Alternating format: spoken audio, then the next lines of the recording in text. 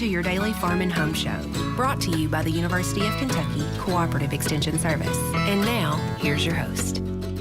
Good morning and welcome to your Farm and Home Show. My name is Joanna, and this morning we're visiting with Kevin Lyons. He's the Monroe County Extension Agent for Agriculture and Natural Resources. Good morning, Kevin. Good morning. Now, Kevin, today we're going to talk a little bit about fertility, and you know, for us to be healthy, we have to have the right nutrients and things like that to keep our bodies going. And the soil and plants that we grow there's no different. We have to have the right ingredients, nutrients in the soil for that. Absolutely.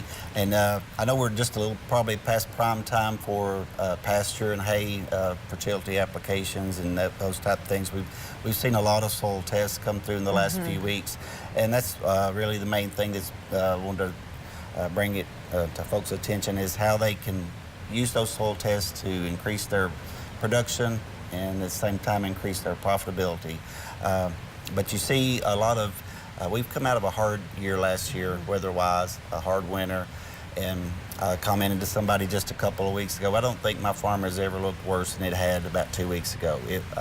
It was in very bad shape, a lot of weed control. There's going to be a lot of pasture renovation have to be done to get it back to looking good and producing really good. So, but that is a big input into getting those problems solved.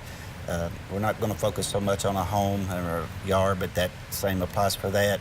But the forage producers are facing a long road to get those pastures and hayfields back into prime shape. And unfortunately, it's not an overnight fix. It's not. It's long term. It took a while to get in this spot, and it's not going to turn around overnight. And I think a lot of producers kind of hope it would, or they want that. You know, that magic fix, but it's just not happening. It's going to take a while.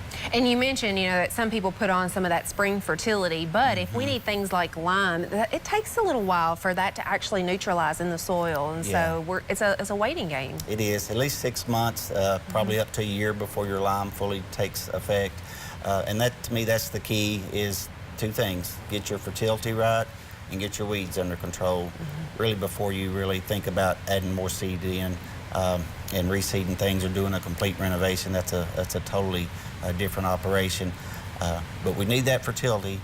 We need that pH adjusted correctly. But we got to get those weeds under control, or putting all the seed in the world in there is not really going to help. Absolutely. And you know, you're right. Some of our pastures are going to need some, you know, a quick fix, and then we'll have to go in this fall, because that's when we usually recommend putting in cool season grasses. And if we can kind of get our fertility correct, get our weeds under control, we'll have way better success this fall. Yeah, and I think that in most cases, that's probably going to be the best strategy for your average forage producer, pasture and hay, cool season type grasses predominantly. We've seen several fields, and mine's the same way, weedy. The good grasses that we want aren't really there in the greatest numbers. We were going into this last winter, and it's just going to be a long process. But the thing on the soil samples is it helps you low what you need. It helps you not put on stuff you don't need. So we've talked about that in the past. But one word of caution, and on soil samples, I've seen several from other labs other than UK's lab. UK recommends a nitrogen rate on cool season grasses and or top dress type situation up to 100 pounds of actual nitrogen. We've seen a lot come through, and guys wanting to talk about it. They're recommending up to like 140 units of nitrogen. So just like I always say, do your homework, know what your needs are. Come and check with us. We're unbiased, research-based, and but if you don't want to spend money where it's not going to make you money, that would be one thing to look at, is that nitrogen recommendation, because everybody's going to put it on. You got to have it to grow. Some people kind of cheat on the phosphorus and the potassium, so to speak, sometimes, because it's expensive. It's hard to do everything that you need to do all in one short window. It gets expensive, I know that. But on the nitrogen, everybody's going to have to do that to get production. But you don't want to overdo it and it not really pay you anything back.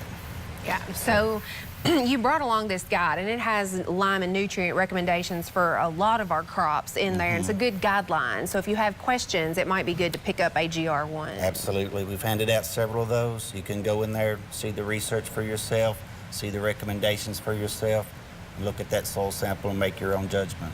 All right, well, Kevin, certainly appreciate the information. And you can go online, type into your favorite search engine, University of Kentucky AGR1, and it'll pull up right there for you. Kevin, thanks for the information and appreciate you watching. Have a great day. If you have questions about today's topic, please call the Warren County Extension Office at the number on your screen. Thanks for watching and have a great day.